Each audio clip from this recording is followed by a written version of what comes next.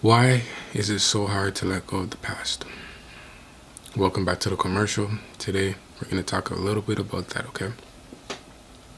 Now, just to speak from experience, someone who finds it so difficult to let go of the past and the things that I've done and the things that I've said, the things that I, by conscious, by consciousness, by my own conscious decision, chose to do in the past. Like, it's not an easy thing to live without regret. It's always somebody saying, oh, well, you shouldn't live with regret, you shouldn't live regretting anything in your life. And I agree, because without regret you live a more peaceful life. But if we're being realistic and we're being real, it's a lot more challenging than just to be able to say that and to actually just live it. But I think that it's hard to live without regret because most people aren't able to take accountability for their actions, you know.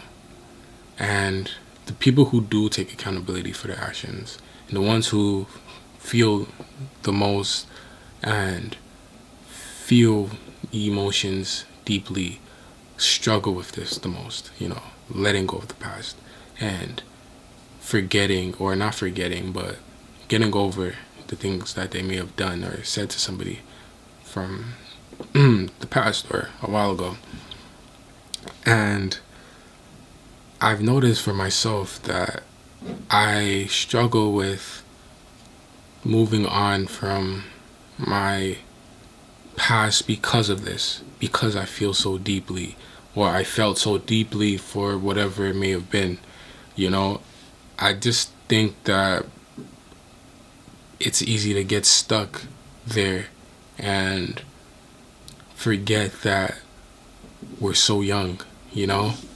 If you're watching this, no matter how old you are, mid-20s, if you're a teenager, the more you get older, the more consciousness you gain. So it's harder to let go of things, as opposed to when you're young and living in the moment, less responsibilities. So I see it as a thing where with time, time could either heal you or do more damage. With time, you could either realize that it's gonna be okay, or you could stay stuck in a moment in time from a past that you have always tried to avoid, or the past that you tried to dismiss or forget or get over. You know what I mean? It's always a double edged sword, right? That's what they say. But I've noticed this. I've noticed that the more I try to be a perfect person, or try to be a perfect human, it's like we forget that we weren't created perfectly. We are created perfectly, but at the same time we aren't.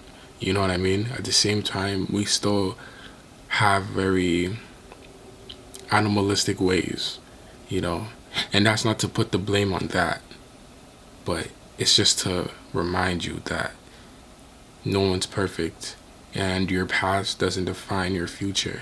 And the more you allow your past to define your future, the more you put your future in jeopardy. So it's really important to let go of the past.